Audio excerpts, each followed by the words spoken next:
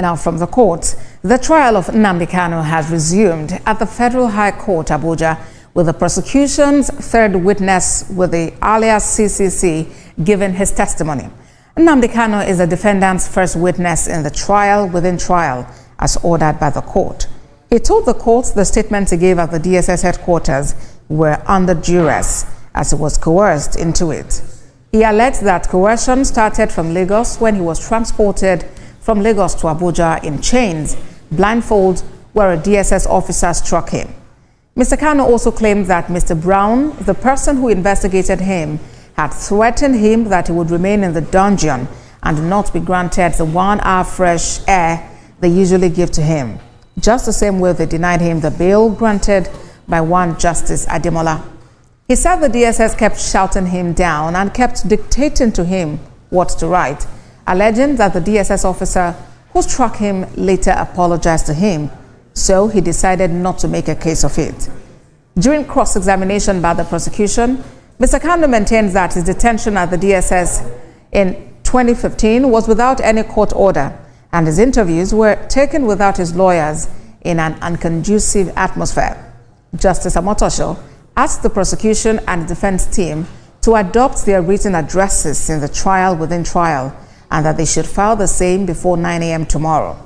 Court adjourned till the 29th of May for this live section. Like, I'm going to be telling you guys everything that happened in court today, because I know that some of you must have come across Mazi Nnamdi Kanu's court case today, but today I'm going to be telling you guys everything that happened in court today. You guys know that today is 28th May 2025, that is Wednesday, and Mazi Nnamdi Kanu just arrived court, and I'm going to be telling you guys what transpired in court today, as well as the videos that they played in court today about Mazi Nnamdi Kanu, because these people are trying every possible best to bring this man down, but it's not going to work. So guys, reading on to what happened today. So today is the 28th of May 2025.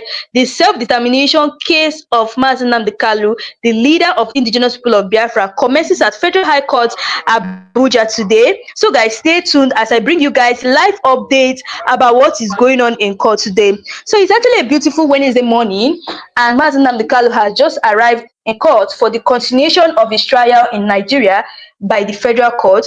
We are through with the federal government witness number 1 and 2, nicknamed Mr. AAA and Mr. BBB. Today, we shall see what witness number 3, that's Mr. CC, has to say, or rather, was taught to say against the IPOB leader. So guys, stay tuned.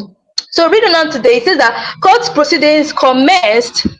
It says that court proceedings commenced with introduction of further witness. Court begins at 9 a.m. in the case of FRON vs. Mazi Nnamdi Kanu. Prosecution announces appearances as the defense announces appearances too, led by Kanu Agabi, the senior advocate of Nigeria. Both parties affirm readiness for the business of the day. Cross-examination of prosecution's third witness. The third witness, PW3, shielded and unknown as Mr. CCC, is being led in oath. Mr. CCC says he's a DSS operative for 27 years, says he knows Mazi Nnamdi Kanu as the leader of IPOB. PW3CC says he knew Mazi Nnamdi Kanu since 2015. So guys, reading on to the next thing that happened in court, it says that the transcription of examination proceedings, witness PW3, that's CCC, then the prosecution asks, can you please tell the court who you are and if you know the defendant? And the witness said, I work with the SSS, which is State Security Service. I have worked for 27 years. I know the defendant. He's the leader and founder of IPOB, a terrorist organization. He founded the Radio Biafra. He used to invite violence to the public. My first encounter with him was in 2015 when I was asked to interrogate him after his arrest. I invited him with the 3 officers for interview.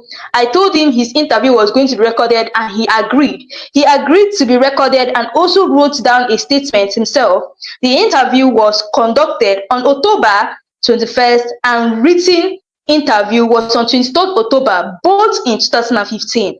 The prosecution presented the video interview and written statement of the defendant to the witness for identification.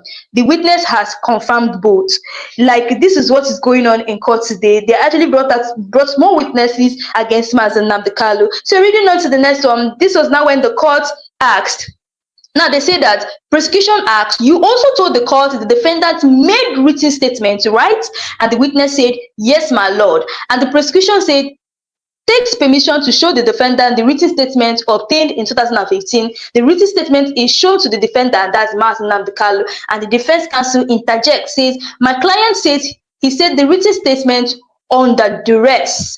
Judge to the defense, he said, you mean the three statements were made under duress? And the judge said, can you prove it? Otherwise, I'm going to order trial within trial. You have to prove it in specifics that your client made the statement involuntarily, that's under duress. Then this was when the judge now said, can you prove it? Otherwise, I'm going to order trial within trial. So guys, subsequently, the judge has asked the defendant to give elements of his involuntariness to the written statement, asked that the defendant be given a sheet of paper to write them down. Like, this is what is really going on in court today. So reading on to the next one, it says that Paul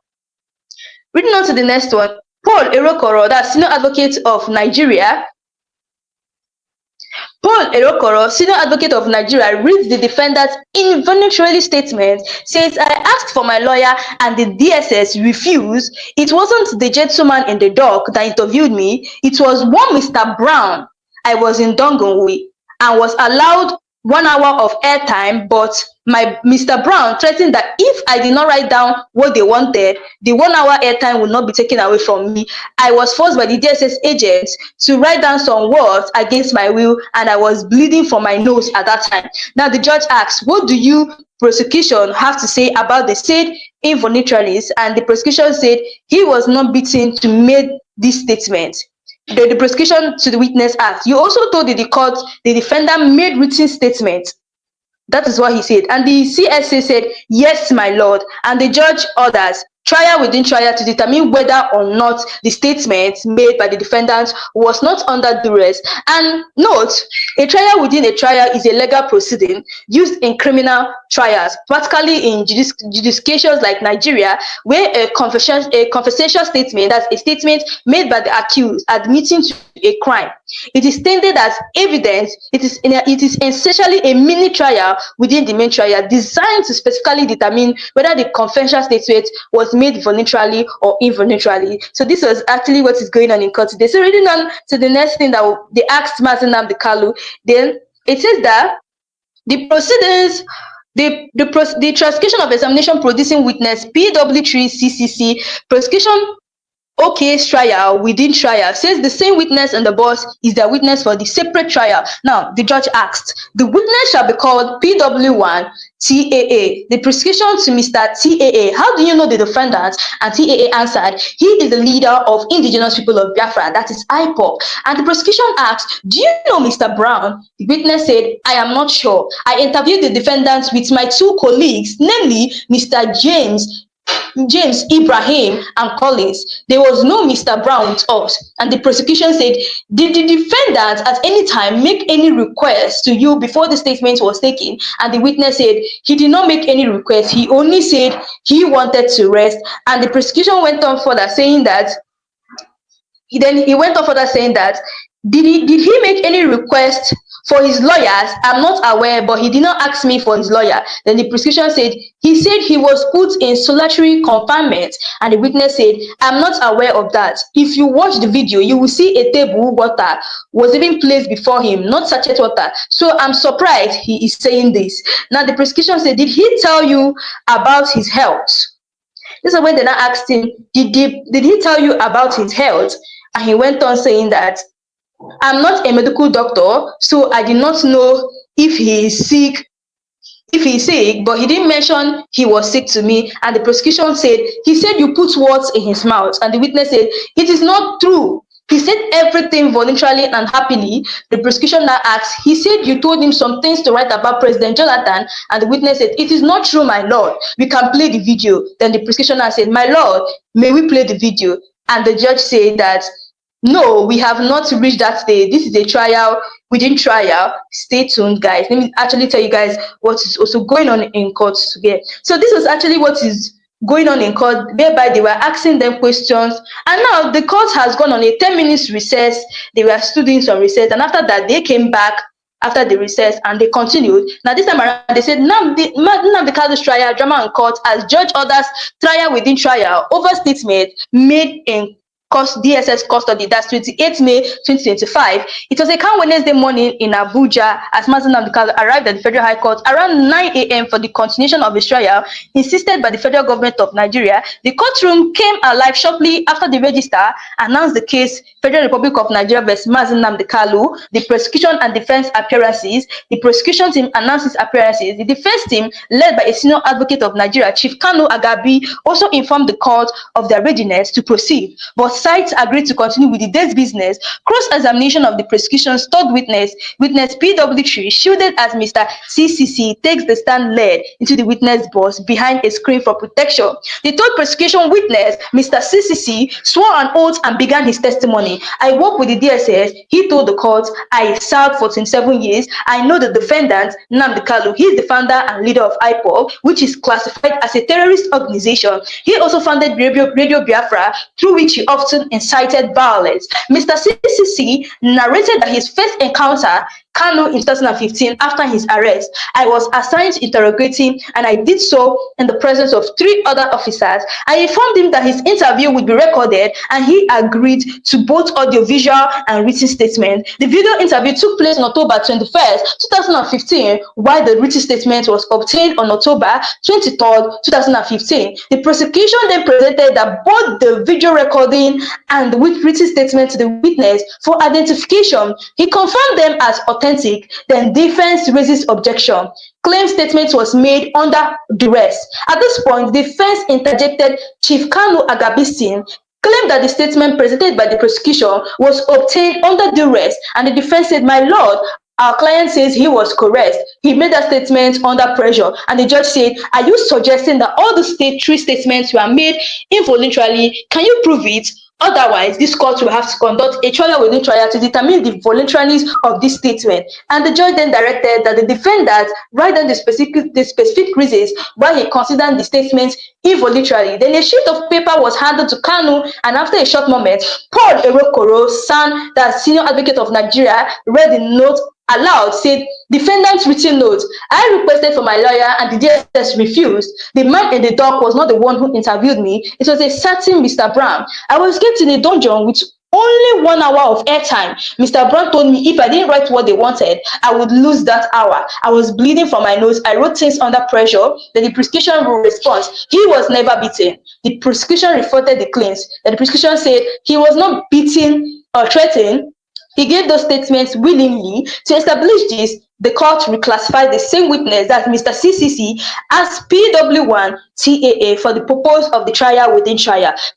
Cross-examination during trial within trial, the prosecution proceeded to examine PW1, that's TAA, and the prosecution said, do you know the defendant? The PW1 TAA said, yes, he's the leader of IPOB, and the prosecution said, do you know anyone named Mr. Brown? And the PW1 TAA said, I don't recall that name. I conducted the interview with 2 other colleagues, James Ibrahim and Collins. And the prosecution said, did the defendant request a lawyer during the interrogation? And the PW1 TAA said, he didn't ask me for one. He only said he needed to rest. And the prosecution said, was he in solitary confinement?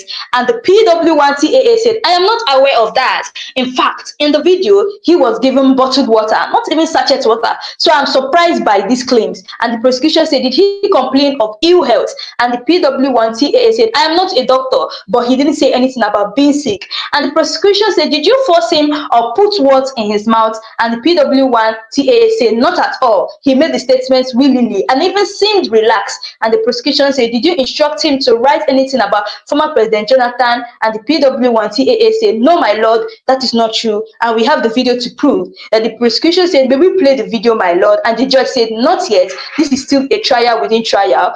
Let us stay within the process. You can see what is going on in court today. Just like I told everyone here that I'm going to be updating you guys about anything that is going on in court today. You can see what the witness is saying. They went as far as asking him, are you aware that Mazi Nnamdi Kanu said he had an ill health there? And he was like, no, that he's not aware. You guys can imagine. He said that he was not even aware of what is going on. So guys, let us continue to read what is really going on here. So Reading on, they went for a 10-minute resection, which is over. After the 10-minute resection, the court has resumed with some video from DSS interview. This was 10 minutes after their recess is over. So reading on here, it says that the discrimination of defendants interview 2015 first video is still playing. Then Mazi Nnamdi Kanu, this interview was, you people are the custodians of the law, yet you are the ones breaking the law. This is the third time I'm making statements without my lawyer. The law says I'm entitled to a lawyer, but you have consistently denied me one. Record me and let the whole world hear it that I'm making yet another statement without my lawyer. Even if you point a gun at me, I will still say the truth. I was the first person to organize a rally against Boko Haram in London in 2007. You have denied me access to my lawyer, and you are no more a law enforcement agent. You are a lawbreaker. The first video has ended. The next video about to be played. Now, second video plays. Interviewer, how are you? And Mazi Nnamdi Kanu said, I'm not fine. And interviewer said, what's IPOB? Mazi Nnamdi Kanu answers.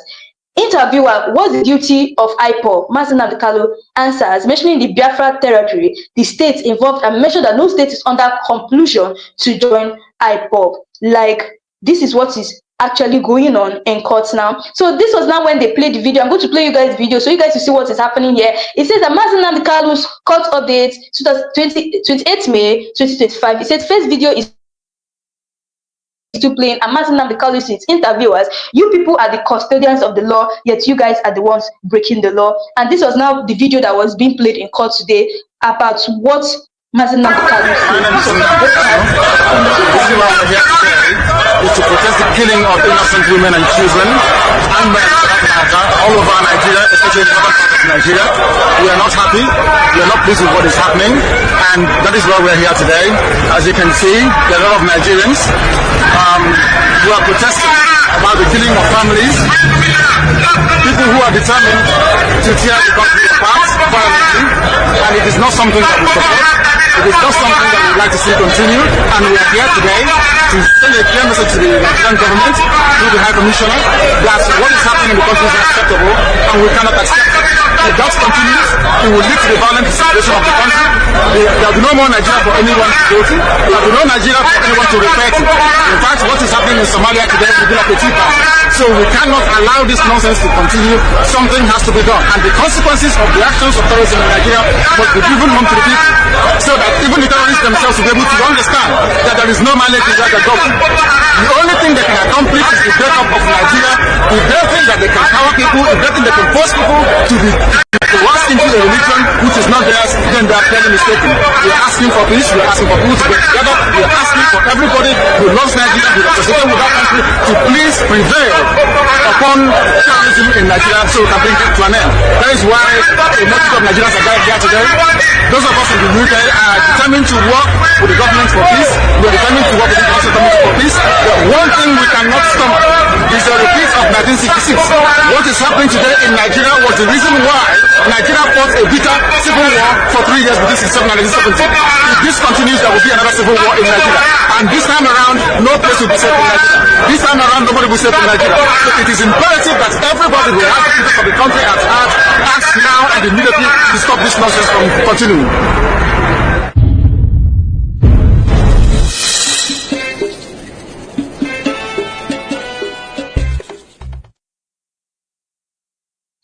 So my people, this was actually what happened. This was the broadcast that Mazi Nnamdi Kanu made in London against Boko Haram. So he made this broadcast and decided to play it in court today because they were asking the prosecution, were saying that they should play the video, which you guys have seen that they played now. You guys can see what is happening. Even Mazi Nnamdi Kanu went as far as telling them, even if you point a gun at me, I will still say the truth. I was the first person to organize a rally against Boko Haram in London in 2007. So actually this broadcast was made in 2007. He went on further saying, you have denied me access to my lawyer. You are no more a law enforcement agency. You are a lawbreaker. And that was when they played that video you guys just watched now about Mazi Nnamdi Kanu's broadcast in London about Mazi Nnamdi Kanu. So the judge has asked the video be forwarded to save time so the third video can be played. So the judge has asked the video to save so that they can just forward it so that they'll be able to save time so that the third video can be played. Meanwhile, the judge said, I heard him mentioning repeatedly that his lawyer wasn't there, that he needed to speak with his lawyer. So I will look into that alongside the involuntaries. The third video of Mazi Nnamdi Kanu 2015 interview by the DSS is playing now. So guys, I'm going to play guys that video after this. So they said that the next video presumed the last for the trial within trial. Is proceedings is being played now. The context also entails about the interview of the defendant by the DSS officer. So the video that are playing now in court is the video of the interview Ms. Mazi Nnamdi Kanu had with DSS officers in 2015. Guys, a whole lot is happening. And when I tell you guys that they are trying every possible means to bring this man down, I mean it. They went as far as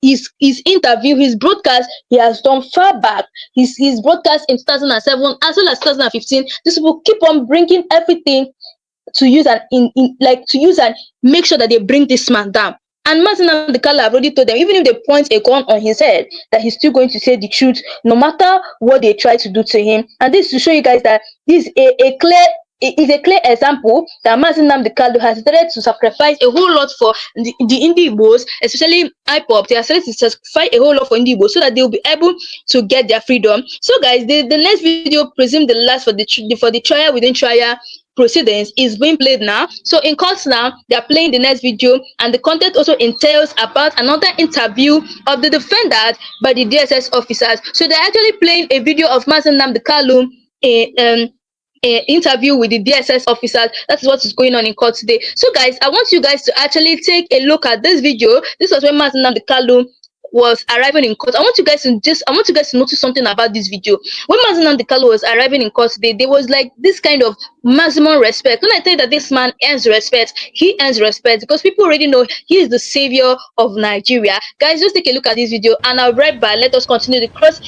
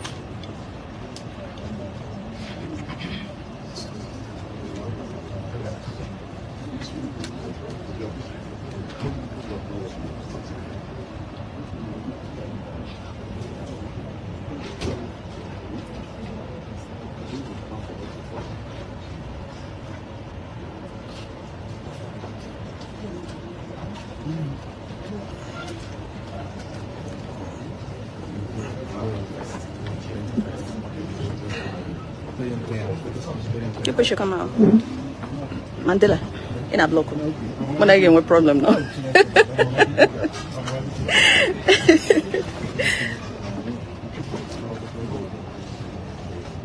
Can I pass, please? I don't know, wait. How are you? I'm fine. Good to see you. Good to see you. Okay.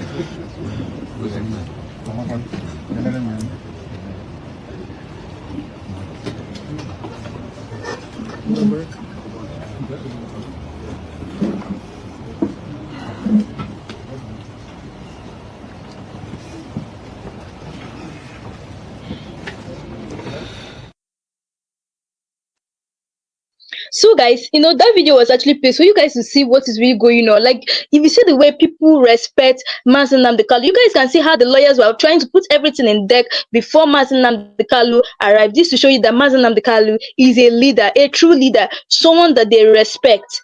And it's time for people to start understanding and believing that Mazi Nnamdi Kanu is who God sent on earth to come and save Nigeria. Many people are believing that God will just come down and save Nigeria like that. It's not going to work. It doesn't work that way. God cannot come down and save Nigeria by himself. He comes through a man. Like he enters through a man and does his wonders and does his work. And I'm going to tell you guys today and prove to you guys today that Mazi Nnamdi Kanu is who is sent by God to liberate Nigeria especially. But many people have seen that he's trying to come and take this country out of the insecurity and the kind of crisis that's happening in this country. That is why you see they're coming after him back to back. Because tell me what Mazi Nnamdi Kanu has done. Tell me the crime he has done, to be able to for them to punish him like this by keeping him in detention for so long. Not that they even kept him, they kept him so long. And even people that have done this kind of broadcast with him, all of them has been released. So why is this man's own case different? This is how you know people who are destined to save Nigeria. This is how you actually know, because this man is actually sent by God. And all the whole broadcast of Mazi Nnamdi Kanu, he has been talking about what these Fulani people are doing to us, and everything he has said in his broadcast is what is going on in Nigeria now, and all of them are coming to pass. We are seeing it day by day that terrorizing us, and many people are not crying. It was recently that Taraba had they attacked Taraba State, and these Fulani terrorists attacked Taraba State. They also attacked Plateau State. They also attacked Borno State. So everything that Mazi Nnamdi Kanu was saying has still coming to pass. And I want you guys to actually take a look at this video, old broadcast of Mazi Nnamdi Kanu, where he talked about the insecurity in Nigeria, as well as people who are spoiling this country. And I will be right back. Let us continue the court update. So guys, take a look at this. They can control you however they like. Once they announce it, Yoruba newspapers very foolishly and stupidly will support them because they want Tinubu as the president. And you are all dying every blessed day. You are all dying every day. Had you people risen up to say that what is happening in Nigeria is bad, there is no way that Fashoranti's daughter will not be alive today. That is the price you pay for duplicity. That is the price you pay for treachery. That is the price you will continue to pay until you rise up and say enough is enough. It is up to you to do it. You did it during NSAS. You can do it again. Can you imagine Fulani people telling you, if you remove Fulanis from Yoruba forest, imagine Fulani telling you, if you remove them from your ancestral lands, there will be war, and you are panicking. And you have not asked yourself, why are they not saying something about the East? Why did they not say to Eastern Security Network? Why did they not say to me, if you don't stop evacuating Fulani terrorists from the forest, there will be war? Because they know, they understand psychologically that you don't have what it takes to resist them. Do you know why Borno State is still alive? Why you still have the Kanuri people in Borno today? Was because they resisted the Fulani centuries ago. You have to go back to history to understand how Nigeria came into existence. Fulani has been expanding from day one, from Senegambia. All the way from Senegambia, they've been expanding, and now they are in Okigwe. All the way from Senegambia. They are now in Okigwe. And you're asking us to somehow fold our hands and keep quiet because of 2023, because one idiot is going to come out to become a president, because of that rubbish, because of that nonsensical notion, we should fold our hands and wait until we are overrun by the Janjaweed from the Sahel. Is that how reasonable people think? Is that how people that wish to survive as a race, is that how they reason? It is very, very shocking that some of you do not understand what the Fulanis have in store for you. Very, very soon it is going to happen. And when it happens, your eyes will clear. And about whom you will see it very clearly. I was warning you. In 2014, 2015, 2016, they said he's a warmonger. He's a warmongering. I went to America and I told World War Congress that this war you are avoiding is going to come to your villages. They said, no, it's not going to happen. What is happening today? When Yoruba was supporting the dead idiot called Buhari, did I not warn them that this evil you're supporting will consume you? They never listened. They never wanted to listen. IPOB is a terrorist group. You're trying to divide Nigeria. But Mietiana is not. People that you are calling bandits, have you heard anybody come out to say, please Buhari, since presidency is there defending terrorists in the forest, why don't you proscribe them? No, you cannot proscribe a Fulani group. Never. And all of you, we are supporting evil.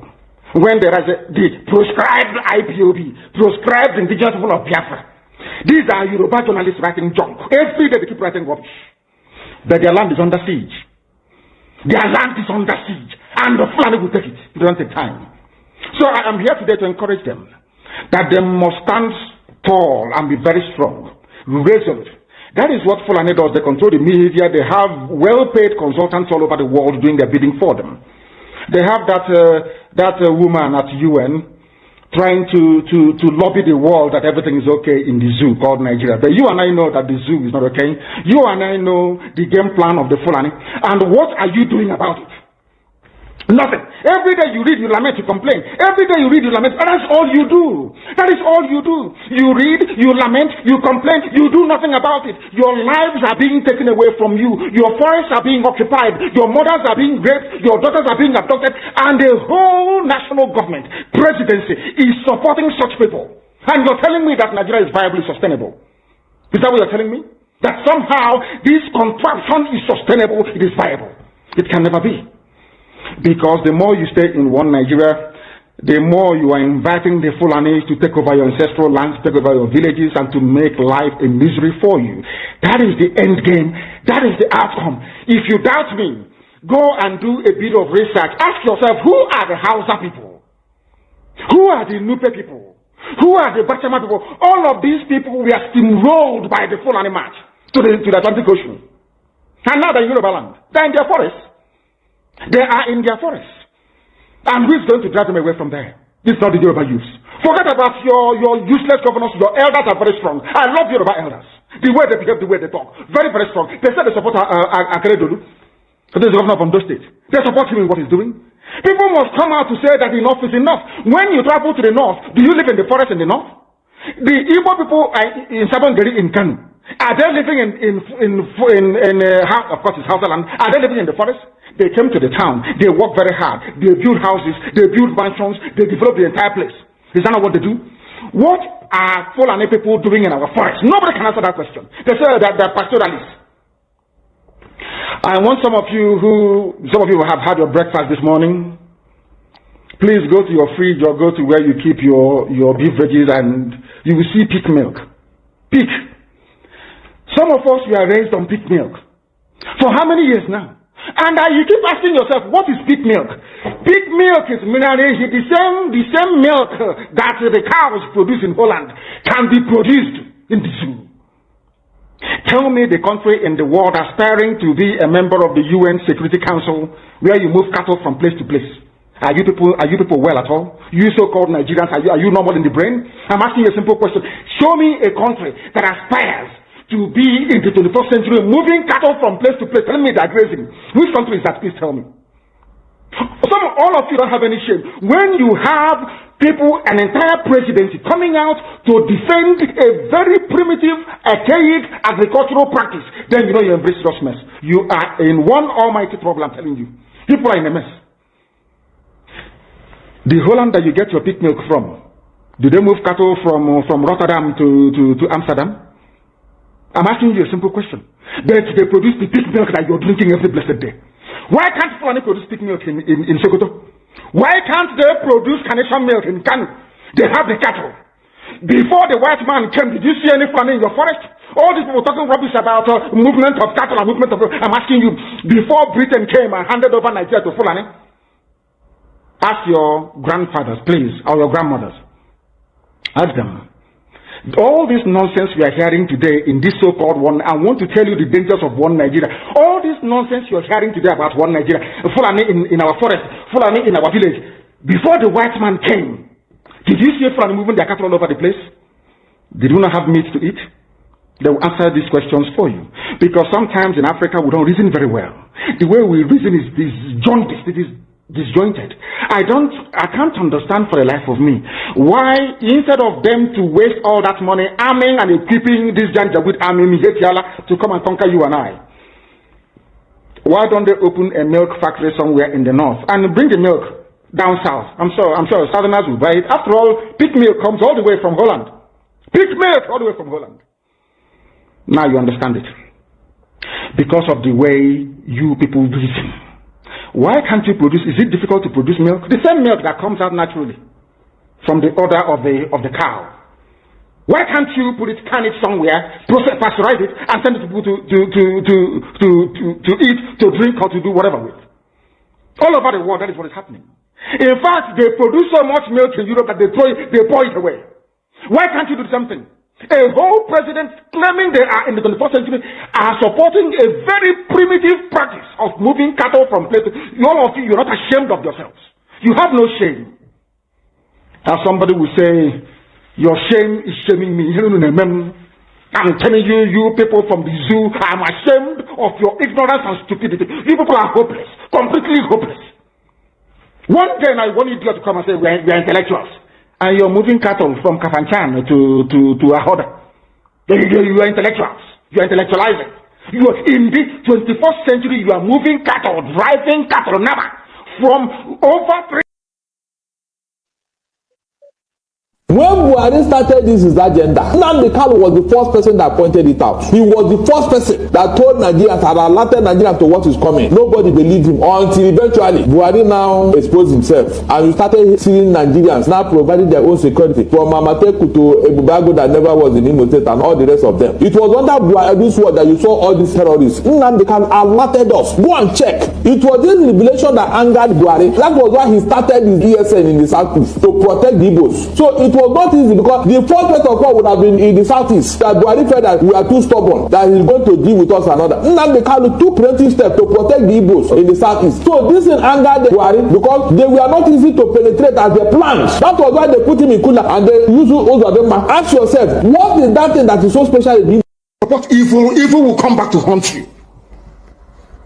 All of you never knew that IPOB and this Biafra movement was for your liberation. Some of you saw maybe the oil and gas from Biafra land. If they go now, we won't have access to oil and gas. In the process of having your eyes fixated on oil and gas, your forest is gone. Do you understand it? There is nothing more precious in life than freedom. Freedom is very important. And I need you to understand this very morning. Every Yoruba person supporting Fulani, you are setting up yourself to become like the Hausa people. Remember when Hausa was supporting Fulani? We are Hausa Fulani, we are Hausa Fulani. Where are the Hausa people today? I ask you. Where are those Hausa people today? Do you see them anymore? They're saying we are Hausa Fulani, we are Hausa Fulani. Do you see them again today? Do you see them? I'm asking you. No, because Fulani have completely overwhelmed them. It's called emasculation. Completely emasculated them. Look at what they're doing in the East. In the East, they come to the East, I will tell you, oh, you want to be the president or vice? Yeah. They say, give us land for Ruga. They give them land. I saw Jus Okadu did that law Banta. They have taken it over in forever and ever. Give us land in your state. Purpose of them are prove to us that you are stood to give us land in Olo. Purpose of them will give them land in Olo. We can go and kill people in Obibo. We can kill for them. How many Fulani governors are prepared to kill bandits? I didn't say normal people. I'm talking about armed, dangerous bandits. How many Fulani governors? Go and read your newspapers, you will see it there. Fulani governors are negotiating with them, giving them arms, giving them vehicles, making sure that their life is no longer a misery. But see, they come down to the south. They tell you, give us land for Ruga. Go and kill your people to prove to us that you're one Nigerian. That was why Obi also was talking rubbish. Was it yesterday or 2 days ago? Supported by the BBC. The problem you people have in Nigeria is this. Your journalists, you see people, Punch newspaper, Tribune, Vanguard, and Nation, they are your second worst enemies. I'm telling you the truth. They can never ever be objective in their reportage. Never ever. That's why all of you are suffering. But you don't know it. They were the same people used to scuttle the NSAS protest. Of course, some of you went about looking for Indomie in warehouses. Typical black people. Any revolution that is coming now, you must stand very firm. They'll say, oh, you're Igbo. Oh, you're Yoruba. Oh, you're from Urobo. Don't join them. It's our turn in 2023. If you do this, you will scuttle our chances of becoming the president in 2023. Ask yourself, all of them that have been president from time immemorial, what benefit has it brought to you as a human being? Absolutely nothing. So you have nothing to lose. Absolutely nothing to lose. You look at them now, how they have now descended on Yoruba people, asking them to concede, give us your forest, we must graze, we must do this, we must do that. And slowly before your eyes, they are giving in, they are capitulating, they are allowing them to go, if you don't give it to us, so Tinubu will not be president in 2023. Tinubu won't be the president. That's what I'm saying to you. And foolishly you will agree and hand over your land to them. And once they take your land over from you, look at Hausa. Because there is a saying where we come from. If you want to know what your life is going to become in the future, look at Hausa people. If you want to understand or appreciate, I will say, the life that you are about to bequeath to your children and grandchildren, look at Hausa people. Is there any Hausa governor today? Is there any Hausa emir? Is there land though? Katsina is Hausa land. Kanu is Hausa land. Sokoto is Hausa land. The Hausa people own it, indigenous to those areas. I'm asking you this question. Is there any Hausa man who's an emir in the north? The answer is no. Something's going to happen to you. If you don't rise up now to break, I'm not even asking people to break this rule. Demand for what rightfully belongs to you, your freedom. The freedom to decide. The freedom to write a constitution if you prefer. The freedom to live with whoever you want to live with. That is what we are asking for. But most people misunderstood what we are saying. And today, almost... So guys, after all this thing, the cross-examination of trial within trial begins. I'm sure you guys have heard what Mazi Nnamdi Kanu say in those his old broadcast where he was talking about like what is going on in Nigeria, as well as the people who are causing problem in Nigeria. So the cross-examination of trial within trial has begun, and now reading on to what really is happening now in court, they say transcription of examination proceedings witness PW3 CCC, and the defense asked, I observed throughout the videos played, none of the interviewers showed their faces, and the defense asked why, and the witness said, we are protected by the law. And the defense said, do you introduce yourself to the defendant before the interview? Did you tell him your real name? And the witness said, yes, I mentioned my name. And the defense asked, do you know the names of everyone working in your organization? And the witness said, no. And the defense asked, do you ever enter the cell or where the defendant was confined? And the witness said, I don't really get what the question. Then the defense said, do you have underground cells in your facility? And the witness said, I am not aware of that. And the defense asked, are you aware that so many people detained in your custody have unannounced that they were kept in underground cell? And the witness said, I'm just hearing it. And the defense asked, did you hear when Showore said he was detained in an underground cell? And the witness said, anybody can say anything to whip up public sympathy. And the defense said, are you aware that the defendant was held in an underground cell? And the witness said, I am not aware. It cannot be true. And the defense said, do you notice you people were forcing the defendant on what to write?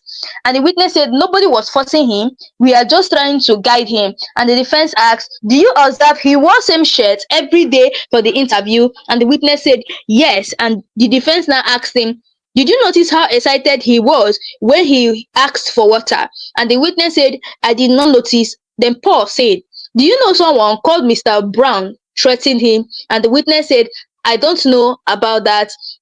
The cross-examination of trial within trial has ended, and the judge has given the defense team and the defendant some time to have a little discussion, a little discussion, and they just ended the trial within trial. The scene just ended now, and the judge has given the defense team to have a little discussion. So guys, actually stay tuned.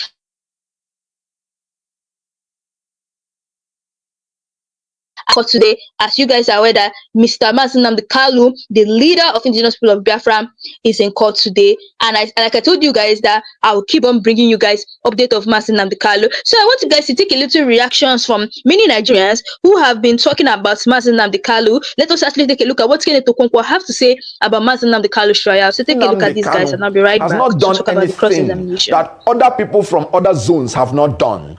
We know about Sunday Igboho, of the Yoruba nation agitator. We know of the Boko Haram people that say they want a different country where Western education is an abomination. These people have been released. Not just that they have been released. In the case of Boko Haram, they've been re-assimilated to the society, given plum jobs, even in our military. They've been given money and been resuscitated, reconciled, and rehabilitated. Why is Nnamdi Kanu's case different? There is an ethnic and some unnecessary bias that is keeping that man in jail. The government should be wise enough to release this man. You can use the Julian Assange option. If you don't want to say you are losing face, you can release him conditionally. You can release him unconditionally. As a lawyer, I've watched the legal issues very clearly. And I saw that even in the courts, from the High Court to the Supreme Court, there are discordant tones amongst them. Even in the issue of bail, some of the tier of the courts are granted him bail. Even in the issue of the charges, some tier of the court had quashed all the charges. So you can see that the government has a lot of places it can stand to release the young man and bring peace to the southeast. He is now more like a political prisoner. I tell you something. The longer Nnamdi Kanu is in prison, the taller he becomes, and the shorter the government becomes. They should take the intelligent way out of this and release him like they did to other people. Rehabilitate him and reconcile him as they are reconciling Southeast completely to the nation. Allow me to use my words, please. Yeah, Let no, me I'm use saying the words. this is a national You might be very television, careful. and there are good people in I am every speaking tribe. about national security. Hold on, please.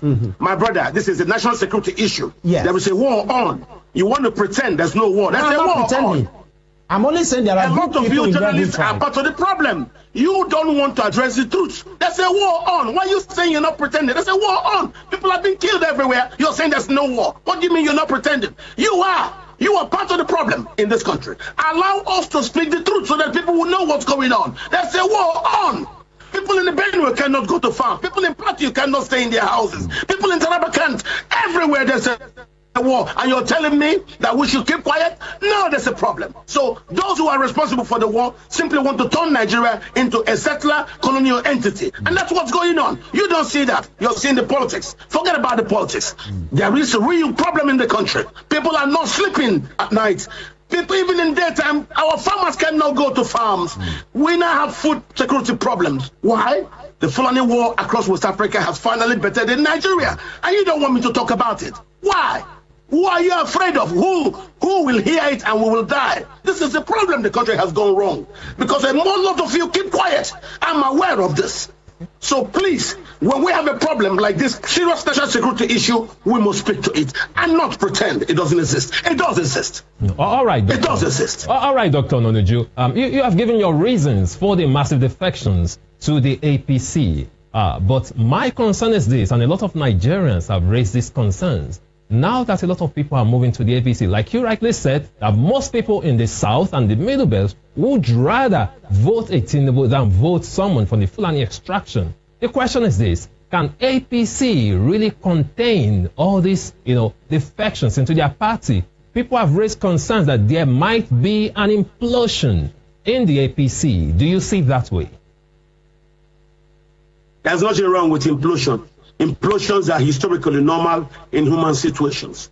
When you put too many things inside one container, they could implode when that container can no more bear them. So when you put inside APC people from different ideological backgrounds, implosion becomes inevitable. There's nothing wrong with it. What you will ask yourself is, after the implosion, where do we go to? Are you afraid of implosion? No, don't be afraid of implosion. In most societies, without an implosion, nobody knocks the gong and calls people to come and talk and find out solutions to the crisis that have undermined the community. Nigeria currently is at a crossroad. There is a war on, an asymmetrical war, and the government seems very weak about it. People are panicking and people are running, thinking that Tinubu can help. And that's the problem. If other politicians cannot, well, there's nothing wrong for the sake of security thinking that Tinubu will be different from either Atiku or Buhari. I see nothing different in Atiku and Buhari. They are the same 10 and 10 pence. So Tinubu is the only one that's different from them. If you're telling me now, and I'll talk about security situation, that's the problem. The country is in dire straits, and the security architecture looks like it has been Afghanistan. It is right now ineffective, And that's why you're hearing people talk about state police and protocols that will allow the people to be able to protect themselves. We are moving towards that. If the government cannot help, people will resort to self-help. My brother, the security situation is serious and it is real. And this is the problem. We're not talking about it. We're pretentiously talking about it on the political front. There are underplays that are driving this problem in. Yeah, and for me, I will advise anybody, go to Tinubu instead of another Fulani politician. All right. You know, we have spoken to you before on this program, especially on security. You are somebody known for your brutal opinion, which, you know, has endeared many persons, and maybe will make you not to have too many friends, because you always say it the way you say it, and that's a good thing. And, you know, we're talking about political parties, but we are rounding up. But since you mentioned security, let me just, as we crossed home on that, there have been, in fact, there is no more pockets. Series of attacks. The Daily Trust, I mean, yeah, yesterday, if you could lay your hands on it, have a report, and I'm sure possibly you don't need the Daily Trust to tell you what we are in right now. I'm asking you this, not just as a political analyst, but as a Nigerian, somebody that has a keen interest in politics. We have been having overrunning of army bases. Even yesterday, an army base was still overrun. Nigerian soldiers are killed right now, and then you know, I was just discussing with my colleague before you came up to say, what is that audacity that these individuals, these criminals, what do they have? What gives them that confidence that they can give a go at an army base and they are succeeding? Even when some of them are affected and killed and neutralized, they still had it done yesterday. We don't know where it's next. What is that audacity that they have? Many persons said, okay, we now have a southerner, somebody who is a big personality that will not pan to any concentration. I'm talking about Tinubu, that he will do what is right. But now we're having overrunning of army bases. Many persons are saying the Minister of Defense should go. But for me, primarily, what is fueling this audacity of these criminals to give a go at an army base, and they have been doing it repeatedly? What do you think is the problem? One, the military are not united.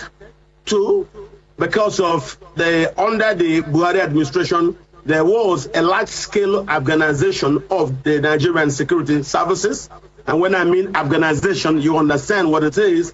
It's the penetration by political interests into the security services to actually plant soldiers who will do things in line with their own security intentions. And if they want to take over the country, of course, the easiest way is to put their militias into our army, or rather to have our army give up weapons and give up bases easy to their militias. And that's what's going on. So people are actually, yes, that's why you're seeing some people try to run to Tinubu. But sometimes they might also stop running to Tinubu and start organizing for themselves. I foresee people resorting to self-help. You see the army base, ask yourself, I've said it on this program before, Tinubu might have taken over power, but is he in charge security-wise all over the country? I don't think so. There are a lot of infiltrations perpetrated during the Buhari period that Tinubu has not yet been able to undo. You now see a lot of those taken into security services, people who are said to be the radicalized elements from Boko Haram. It is those radicalized elements that are now showing the Boko Haram and all these Islamist fronts, militias, what to do in the country. At the end of the Civil War, Nigeria was 70% Christian, 30% Muslim. But the Muslims have been fighting to try to turn everything upside down. So, and their Muslim politicians are also doing the same thing. So, I tell you, there is an Afghanization of Nigerian security services underway.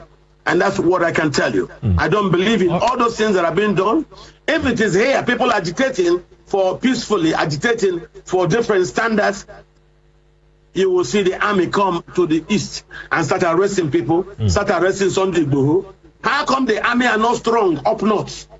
Don't forget, these same security strategies were employed to undermine President Goodluck Jonathan. And now that the same set of people are not happy with President Tinubu, they are now employing the same strategy to suddenly undermine President Tinubu. That's why I'm telling you that what you're having now is an Afghanization of the security services. So that has been known for a very long time, and I have been very strong on this. Speaking about security, when most people were very afraid to even allow me speak, What happened today is all over the place. What I've been saying for the past 12 years, is it not all over the place? And these were products of hard research findings.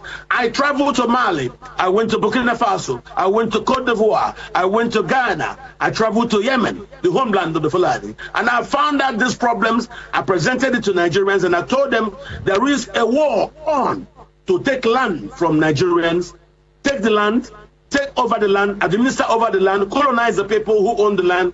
And that's what I tell you, it is the new version of settler colonialism taking place in Nigeria. Even helped by Buhari administration. Buhari told people to come into the country with guns. How could you let people come through your border with guns? Those people with guns. When I tell people that the people in power are the cause of our problems, I'm not actually lying about that, because imagine when Buhari was in power, he was the one that even allowed these people access to carry guns into our country, thereby opening our borders for them and giving them a welcome hug in order for them to bring in and export guns into our place. Now Nigerians are now the ones suffering this. They're now the ones suffering this day by day. This is actually very bad. This is really, really bad, because now Mazi Nnamdi Kanu is the only savior of Igbo land. He's the savior of Nigeria, but people don't seem to still understand it. Maybe it's when time will come. Like many people have been saying that even a Yoruba clerk has said that if war starts in Nigeria today, that he's going to drop his Bible and fight this war to the end. That anybody who does not want war, that person does not want peace, because many things are happening in Nigeria and we only need a revolution. And but through the help of Mazi Nnamdi Kanu, that is when Nigeria can be better, believe it or not. Anyway, guys, I want you guys to actually take a look at this video of where this person was saying about Igbo people, especially the marginalization of Igbos in the land, which Mazi Nnamdi Kanu is fighting for today. Mazi Nnamdi Kanu said that even if you put a gun on my neck or on my head, I'm going to keep saying the truth. I want you guys to look at what this Edo man have to say about the marginalization of Igbos, just to show you that Igbo people have suffered back then, and Igbo people, even if Igbo say they want to divide today, that they want their own nation, it should be granted to them, because this country has no excuse of keeping Igbo people in their side. There's nothing like one Nigeria, just like Mazi Nnamdi Kanu have said. There are so many dangers of one Nigeria that people have not yet opened their eyes to see. Imagine your own people that you're calling your brothers and sisters are the same people who are buying you guys day by day, killing you guys day by day. I want you guys to just listen to this video, and I'll be right back. Your body, Dr. John Isebuhi. I want everyone to listen very well. Without the Igbos, Nigeria is going nowhere. If you have empirical evidence that is stronger or better than what I want to say, please present it. After the Civil War, I learned that each Igbo man was given 20 pounds. Now I want to ask you a question. When you go to Igbo land, is it 20 pounds worth of houses or architectural designs that you see there? So when you are against people, you need to ask yourself a question. Are these the people that can be defeated? Nigeria has set up a system, a systemic that works against tribes that they feel are not big enough, or tribes that can reinvent or bring a level of innovation to the ecosystem of the nation. And one of those tribes is the Igbo tribe. Why is Kanu still in jail? Because the system wants him to be in jail. Some people feel this guy, if we leave him, he's going to cost us the free money that we get from the system. Now that you have heard Kanu and you have heard Simeon Ekpa, has insecurity abated? The answer is no. Now look at the last JAMB exam. A whole tribe, the 5 states, they said it was a computer glitch. Ask me which tribe would take that. I'm from Edo State. And if that had happened to Edo State, I will speak out.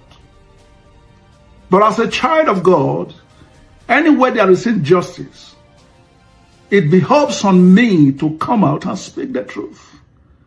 Why will you just a whole tribe you said was a computer glitch? Nigeria, this wickedness too much. What you guys have to understand is this. God is always on the side of the oppressed. And until Nigeria learn to integrate the Igbos, we are going nowhere. I have done statistics of all the black tribes in the world. Listen to me. If there is one tribe that would drive the revival or the economic revival of the black race, it is the Igbo man. Take them anywhere, they succeed. In the deepest of villages in Nigeria, they succeed. Does that not tell you something, that these are not people you should keep oppressing? Almost the youngest billionaires in Nigeria, they are Igbos. The richest tribe in Nigeria are the Igbos. I don't care what anybody say. I mean, the data is there. Most of the billionaires in other tribes, they are elders, 60s in their 70s. Look at Igbo, young boys, what they are doing. And we think we can just cut them off. We are making our journey to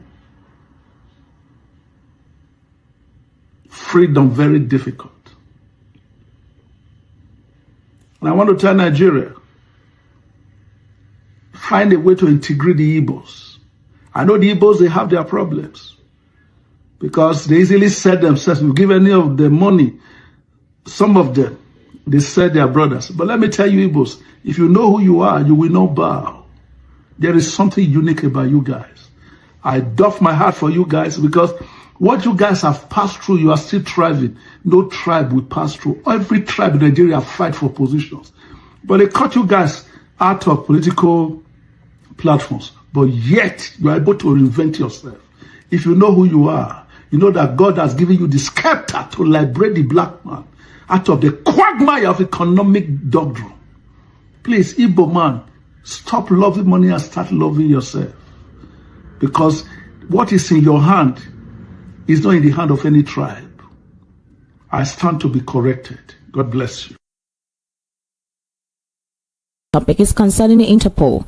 They are saying they did not participate in the rendition of the detained leader of the indigenous people of Biafra, Nnamdi Kanu, from Kenya in 2021.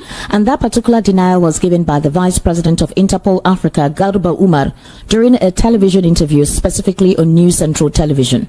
What's your take on that? So if Interpol was not involved, then who did? That will tell you the way they are looking at Nigeria. You know, all these lies is an embarrassment on his own. No. Who is lying? Wait, Barrister, I want to clarify something. Who is lying? Interpol or the Nigerian government?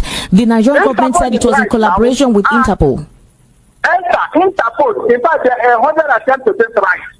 If Interpol were to be involved, they will tell you. They will be the ones to even hand over Nnamdi Kanu to the Nigerian government.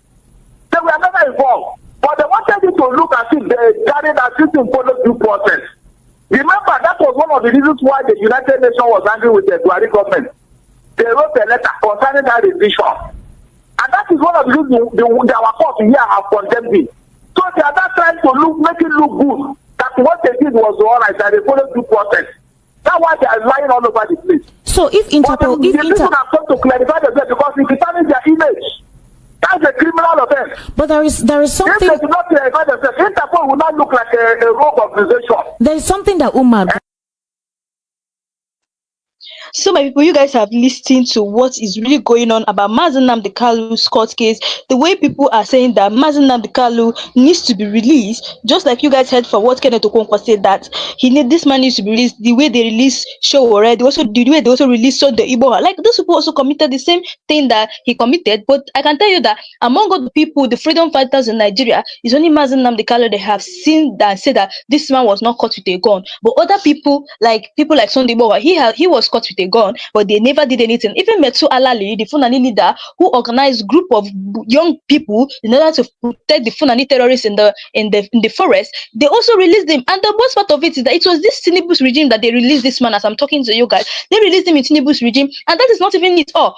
They released him and they set him free. And this man is someone that they already know that Fulani terrorists is invading a lot of people. They didn't even do anything to the leader. Now Mazi Nnamdi Kanu, who is just a freedom fighter, who was not found with drugs or guns. Even when they came to in search of his house, so that the only thing they found was a microphone, his iPad, his handkerchief, and his broadcast. They never found him with any drugs, they never found him with any gun. So why would they try to Why would they not try to look for a way they're going to use and to detain this man, to hold him hostage? This is nothing but hatred for Igbos. That is what you see that is going on now. Because I know that if they wanted to release this man, they would have released him a long time ago. Now look at this. On 30th May, they said that is a Biafrans are going to sit at home. Like everybody's going to sit at home on 30th May, which is forthcoming. And that is a time that they're going to remember those who gave their lives for the sake of Biafra. Now, guys, as I'm talking to you guys, there was a time that the police people in Anambra State, not even a time, recently the police people in Anambra State, they started opposing that motion, saying that why are they going to do a sit at home, that everybody on that 30th May, everybody should come out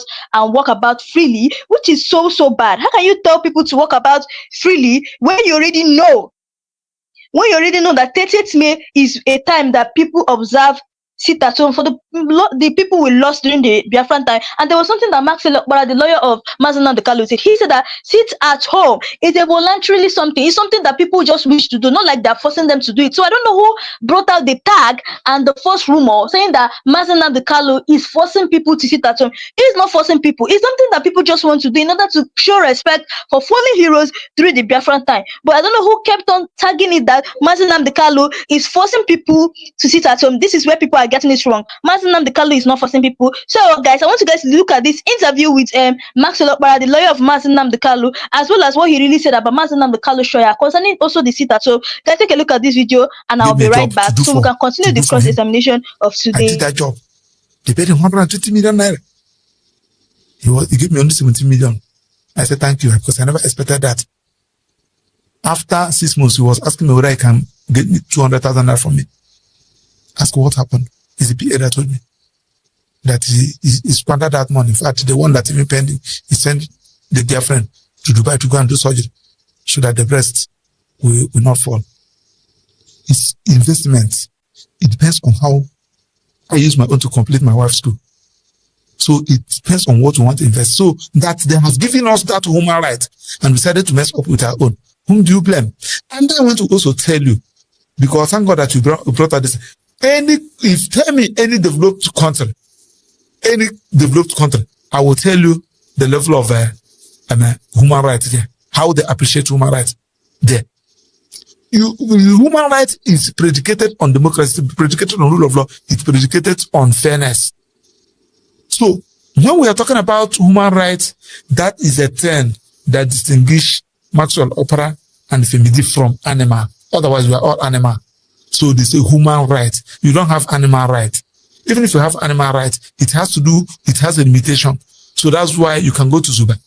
But the goat that you see that will be alive, in the next 5 minutes is dead. They burn everything, cut it, pack it for you, you put it inside your fridge and start eating. You cannot kill a human being like that. So it is human right. If you're a dog, if you want to, as you expected visitor here, if you have a dog, you put your dog and chain your dog. You cannot chain a human being like that. You can chain a goat, you cannot chain a human being like that.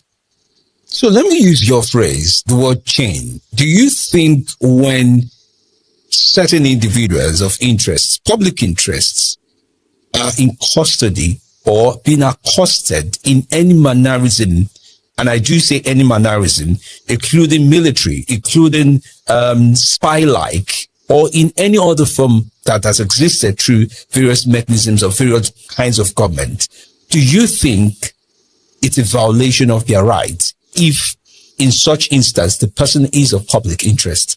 Where there is a right, there is a remedy. In every right, there must be an exception. Exceptions are there under Section 46. What are exceptions? Remember that you have a right to life. Yes. But once you kill somebody, that your right to life will be taken from court. Because if you kill, you shall be killed. Remember that you have a freedom of movement. You cannot just move into Femidi's studio anyhow.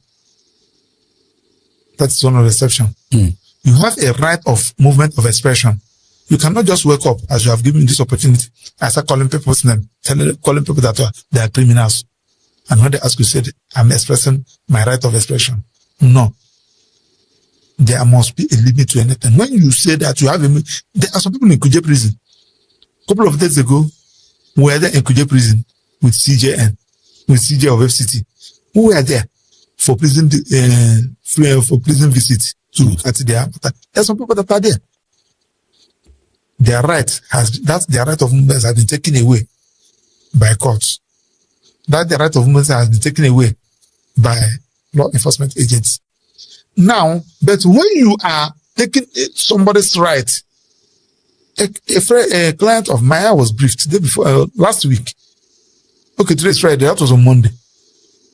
You said that somebody took a complaint. You arrested him there in Port Harcourt, 28th September 2024. You kept him, as I speak to you, still there in the police. Doing what? It's gross violation of right. Investigate, take him to court, let court convict him so that he will know that, yes, he has exercised that his right of facing the court. Keeping him there. So that's please, I'm taking police to court. Which makes me come back to what you had mentioned, the limits to what you can say. Would you say, for example, Nnamdi Kanu, the build up to the situation where we have him facing legal proceedings now, and I'm taking you way back into the era of his broadcast, era of his dissemination of certain kind of information, which is classified as a breach of national security. Do you think it violated the rights of the country, a country like Nigeria, with the kind and choice of words he used in expressing his opinions, his views, and, well, one would say his rights? Well, I may not go into that particular issue on the following reasons. One, I'm a member of the legal team. I'm not only a member of the legal team, I'm the oldest lawyer in this Nnamdi Kanu's legal team. All the people that have started handling this matter since 2014, 15, they have all left. All the new lawyers there now, they met me there. Why did they leave? It's a choice. Either you live on your own or Nnamdi Kanu message, please excuse yourself. You're not giving me what I want. So I don't want to go into that. Now, secondly, the trial is ongoing. And in our ethics, once the matter is in court, we don't speak about it. But I must say, I doubt whether there is any part of Europe that I have not stepped in my leg. And not only stepping in my leg, I have interacted with most of them. I'm a member of International Bar Association Human Rights Committee. We travel almost every 2 months. And when you see what is happening in other nations and compare with what is happening in your own, you feel ashamed. Femidi, last year, November, we went to Mexico for IBA conference. And we are discussing about Human Rights Committee in my own section. So when you want to speak, you take mic, you introduce yourself. And fortunately for me, I was happy. The Fabemi SAN, the Attorney General, was there. The then MBA President Mikel was there. I think I have Tambua also was there. I have about some judges here there. Many judges, many SAN, they were there. So when I took on the mic and introduced myself, which country I mentioned Nigeria, you see reaction. You see how people are making jest of us. So I felt somehow as a Nigerian. I said, okay, I have to control myself to my question. And I used that opportunity to ask IBA should help Nigerians. Can't we as a body of lawyers in the whole world formulate a policy, go to UN, go to everywhere. If you are in your own country, there is absolute absence of medical, health, education. So guys, I'm sure you guys have listened to what Maxwell Orakwe's lawyer have to Maxwell Opara, the Mazi Nnamdi Kanu's lawyer, have to say about human rights especially. So if you take a look at what is going on, you'll find that this man's rights is just being violated. Mazi Nnamdi Kanu's rights is just being violated. There's nothing again for them to keep this man hostage up to now.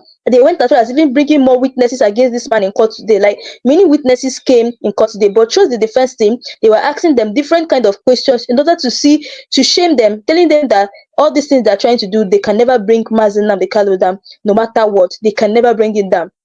They went as far as asking these people, are you guys aware that Mazi Nnamdi Kanu was thirsty and he was asking for water? They said that they are not aware that he did such a thing. To show you how much they do stab this man behind They used to stab this man. They don't even give him water. Like, this man used to test everything they're trying to do to this man. I promise you guys that it's not going to work. Mazi Nnamdi Kanu is going to be vindicated at last, and this man is going to get his freedom. This man is going to get his freedom. They even went as far as playing the broadcast he made in London in 2007, where he was Mazi Nnamdi Kanu, and this was the broadcast that they arrested him of. If you guys remember, this was the broadcast that they said that he has committed a crime. They had to bring him back to Nigeria. This was the same broadcast where he was talking about Boko Haram in London. That was what they played in court today. And when I tell you guys that they look for every means to bring this man down, that is just what is happening. So guys, let me just share a brief summary of what is transpired in court today. They said that Mazi Nnamdi Kanu's trial, drama in court as judge orders trial within trial over statements made in DSS custody, which is 28 May 2025. It's a calm Wednesday morning in Abuja as Mazi Nnamdi Kanu arrived at the Federal High Court around 9 a.m. for the continuation of his trial, instituted by the federal government of Nigeria. The courtroom came alive shortly after the register announced the case that the Federal Republic of Nigeria vs. Nnamdi Kanu, and this was when the prosecution and defense appearances, that the prosecution team announced its appearance. The defense team, led by a senior advocate of Nigeria, that's Chief Kanu Agabi, also informed the court of their readiness to proceed. Both sides agreed to continue with the day's business, which is cross-examination of the prosecution's stud witness PW3, shielded as Mr. CCC, takes the stand lead into the witness box behind a screen for protection. Then the third prosecution witness, that's Mr. CCC, swore an oath and began his testimony. This was after after he swore an oath and he started talking. He said that he worked to the DSS and he told the court, I have served for 27 years, that he knows the defendant. And now, this was where I got shocked. He was like, he has served for 27 years and he knows the defender. And when they were not asking him some certain questions, like, were you aware that Mazi Nnamdi Kanu was testing? There was a time he was testing, I was asking for water. He was like, he's not aware. So this was now when he said that this lesson that Mazi Nnamdi Kanu is the founder and leader of IPOB, which is classified as a terrorist organization. He also founded Radio Biafra, through which he often incited violence. He now said Mr. CC narrated that he first encountered Kanu in 2015. After his arrest, he now said, I was assigned to interrogate him and I did so in the presence of 3 other officers. I informed him that his interview will be recorded and he agreed to both audio, visual and written statements.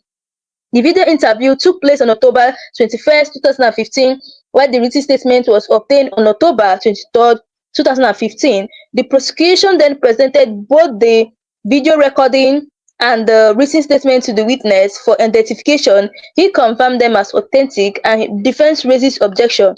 Claim statement was made under duress. At this point, the defense interjected Chief Kanu Agabi's team claimed that the statement presented by the prosecution was obtained under duress, and now this was when the defense said, my lord, our client says he was coerced. He made that statement under pressure, and the judge said, are you suggesting that all 3 statements were made involuntarily? And the judge said, can you prove it? Otherwise, this court will have to conduct a trial within trial to determine the voluntariness of this statement. The judge then directed that the defendant write down the specific reasons why he considered the statement as involuntary. Then a sheet of paper was now given to Mazi Nnamdi Kanu.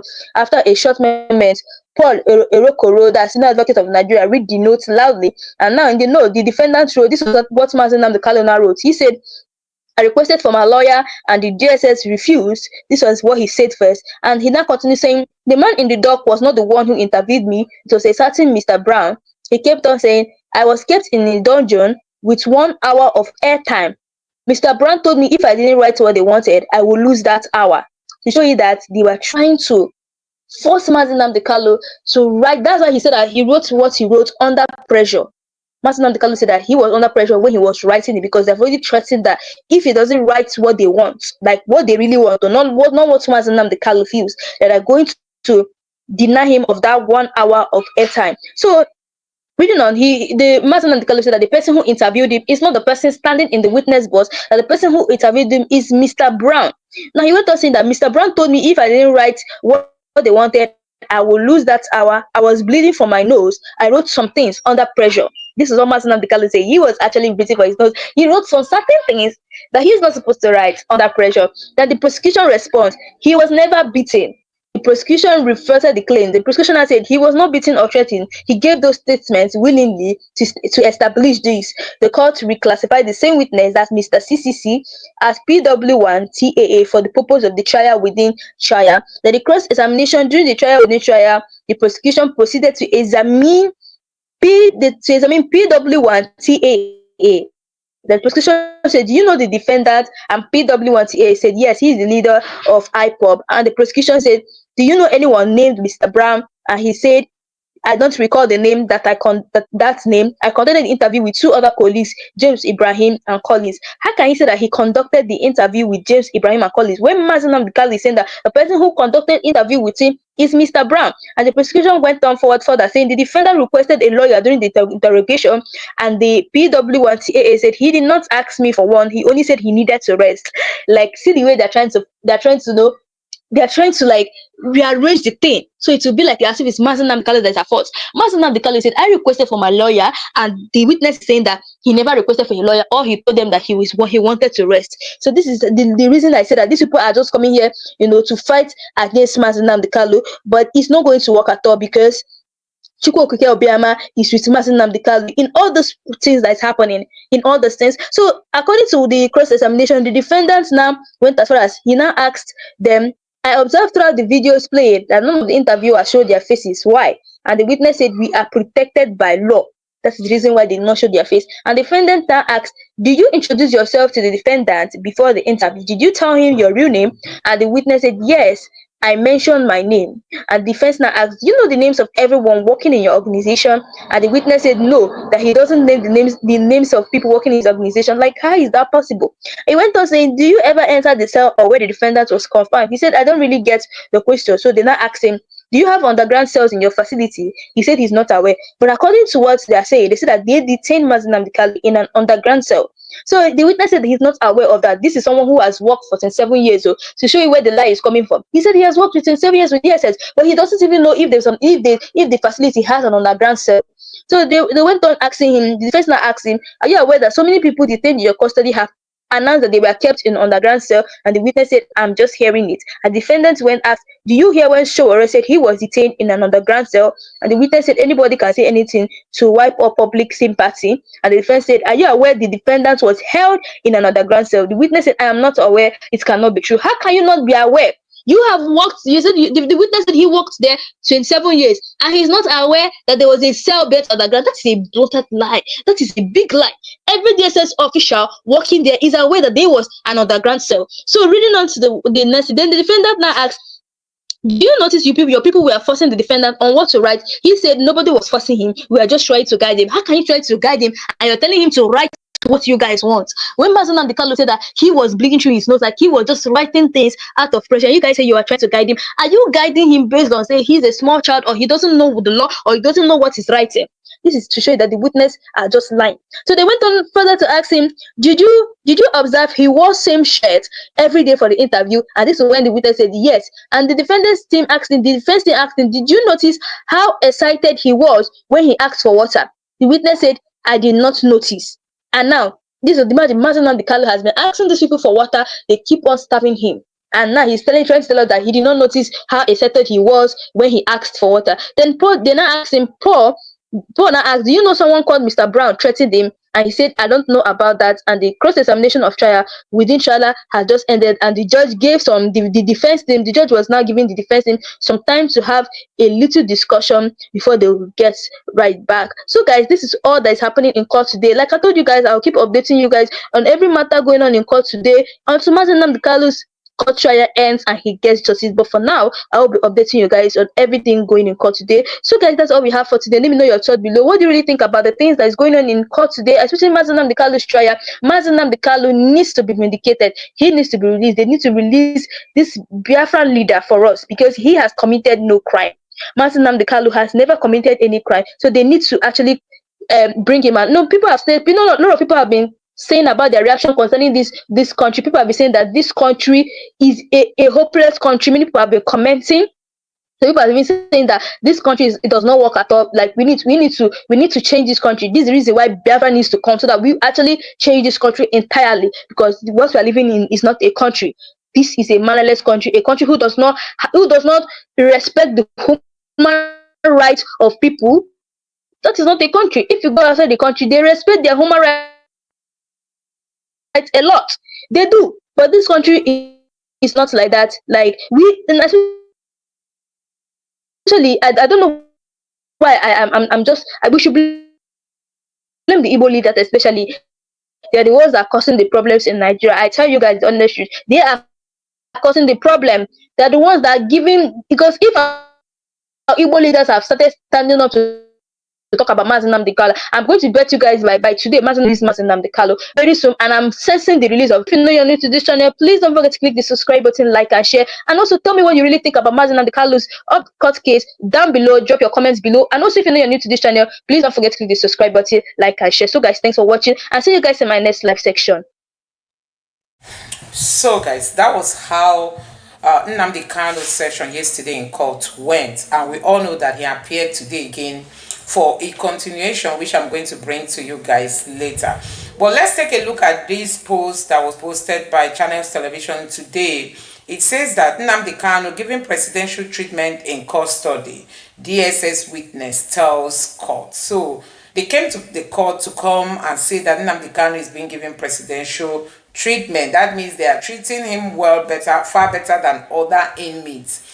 And people have been reacting to that, because we know that most times Nnamdi Kanu has complained about, ill treatment being meted on him by the DSS, and most times he's also been denied access, by the DSS to his lawyers and all that. A whole lot of complaints since he was taken into custody have always come up. But now a witness in court came to say that Nnamdi Kanu is being given presidential witness. And don't forget that these witnesses are from the DSS. So we don't know what is behind such a statement. Are they trying to tell the court that they are over-treating him well, or are they trying to cover some of the things that they are doing wrong in terms of Mazi Nnamdi Kanu? Now, people are not happy with the Channels Television, especially the IPOB members, the supporters of Nnamdi Kanu, some Biafrans, Igbos, and all that. They are not happy with Channels Television, because if you've been following this case very closely, you'll find out that many channels have decided not to broadcast or discuss issues that has to do with Nnamdi Kanu. It's mostly TVC that even goes somehow a little bit in depth. So I don't know why TVC is doing that. Is it because it's owned by Tinubu, meaning they cannot be sanctioned? Because I'm wondering if the reason behind other channels staying away from discussing Nnamdi Kanu's matter is maybe they are scared of being penalized. I don't know. But after Channels Television posted this video, some people started reacting negatively. Some people calling them, that they are paid media house and they don't do justice to news headlines like this. Okay, like this person says, as usual, government channel for misinformation will never disappoint. So they are now calling Channels Television that is a government channel, that when it comes to misinformation that they don't disappoint. Now he says publish NK's Nnamdi Kanu's statement. That's why he's saying publish Nnamdi Kanu's statement when he was cross-examined by the prosecutor about how he was treated in the DSS dungeon. No, you won't, because it will show you are mostly gullible followers that he, Nnamdi Kanu, was choked. Was choked, tormented, and deprived of air until a DSS doctor asked for him to be allowed some minutes of air time, lest he dies. Can you imagine? This is horrifying, This is horrifying, that Nnamdi Kanu was kept, in detention, in custody, and was not given opportunity to have some fresh air. Until he was being interviewed, he now met a doctor, and the doctor had to tell the DSS people that, see, you people have to be bringing him out to get some fresh air if you don't want him to die. And this person continued and said, did you even know that the judge ordered for trial within trial to determine the veracity of Nnamdi Kanu's claim that he was tortured by the DSS and forced to make statements he made without his lawyer, despite asking repeatedly for them. So a whole lot is happening and a whole lot is unfolding when it comes to Nnamdi Kanu's trial. This other person also said that statement must be the worst kind of satire. I assume they meant the reverse of a presidential treatment. So Nnamdi Kanu testified on how he was being treated in the DSS custody. He almost died because he was not exposed to fresh air. And not until his doctor came to ask DSS to ensure they allow him to take some air if they don't want him to die. And now the DSS testifier is coming out to say Nnamdi Kanu was granted presidential treatment. This person said president that wears one cloth. Peter Obi is coming. Okay, other people were now adding their own comment. This other person said presidential treatment inside cell, nothing presidential than freedom. That is it. Honestly, nothing is presidential than freedom. And this other person said, is that what we asked for? He has been wearing same designer clothes since day one of the arrest. Release him unconditionally. This other person said they won't stop lying. Presidential treatment. So people have been reacting to this. It's really so sad that, you know, at this point, Nnamdi Kanu is opening up to what they did to him, what the DSS did to him. This other person said because he was given a bottle of water for the first time in 4 years. Why didn't you report that Mazi Nnamdi Kanu said he was and still being maltreated beyond human imaginations? Bias compromised Nigeria media. So Mazi Nnamdi Kanu is going through a whole lot in detention, and it's really, really so sad that that is what is happening to him, you know. It's really, really so sad. Anyway, we look forward to good news coming with this current judge. This person said injustice, nepotism, tribalism in Nigeria against Igbos. And the person shared this image of when the appeal court discharged and acquitted Nnamdi Kanu. We know that he was discharged by appeal court, but still they are still taking him to court.